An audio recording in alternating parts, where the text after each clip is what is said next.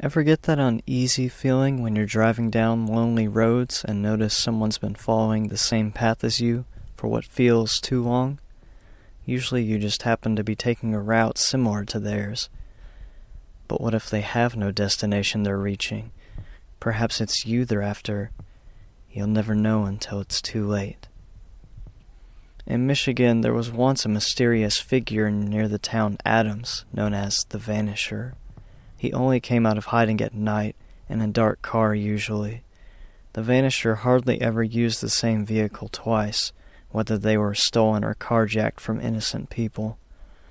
It wasn't long after reported sightings of this figure that people began to simply disappear overnight. Some of these people were last seen by friends or family heading out for the night in their automobiles. They never returned. There seemed to be no targets in particular. The wealthy, the poor, the vile, all kinds of humans began to vanish within the darkness. There was one child, the young daughter of a victim, who had been out one night unsupervised in the backyard on her swing set. Her name was Abigail Reed. Based on Abigail's testimony, she had been playing on the swing set when a mysterious figure approached. She was afraid of him at first when he quietly sat down on the swing next to her, saying he was in a dark cloak and wore a white mask. She recognized him from a few nights ago, when she had been in the car with her father. He had noticed a car following them for a while. Abigail looked in her side mirror at just the right time. A streetlight shined over the car behind them, showing a glimpse of the white mask. Abigail had been afraid of the figure since then, and she was now that he was back, but her worries faded as he explained he was practicing for Halloween and came by to give her some early Halloween candy.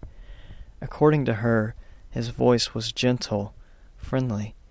He gave her a handful of chocolate turtles, knowing they were her favorite. She said he wore gloves that matched the collar of his cloak and the hood hiding his hair. After wishing her a happy Halloween, he disappeared into the darkness.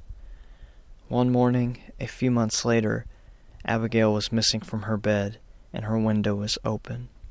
Only her hair bow was left on her bed, which was neatly made. There was no sign of a struggle. Abigail was the only person who had made reported contact with the Vanisher. We can only assume everyone else who made contact was murdered or abducted. Abigail's body was the only one ever found. Winter had come. It was a few weeks after her disappearance, not long after Christmas.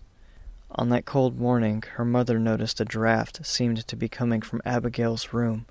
She opened the door to find a large, narrow, colorful box wrapped in a giant bow laying on the bed. The window was open again. Inside the box was Abigail's corpse. The window was open again. She had no evident injuries and had been dead for only a short period of time. An autopsy revealed she had died from inhaling a lethal gas. The only other thing in the box was a much smaller present in Abigail's dead hands. It looked like something that would go perfectly under a Christmas tree, wrapped neatly in Santa Claus wrapping. On the tag it read, "From the Vanisher, to Abigail's mommy." The gift held a VHS tape. The words, "Home Movies," had been written in highlighter on the top of the tape. It is the only piece of hard evidence the Adam Police Department has found of the Vanisher. The tape showed a film of Abigail locked in a cage, the camera being held by what we can only assume is the Vanisher. The room is extremely dark and almost featureless, a small spotlight beaming down on the cage. Whoever was filming conversed with Abigail briefly before unleashing a lethal dose of poisonous gas directly into the cage. Ever since her murder gained extreme coverage by the media, the Vanisher became well known in the state. The ending of the tape is the only time he is seen.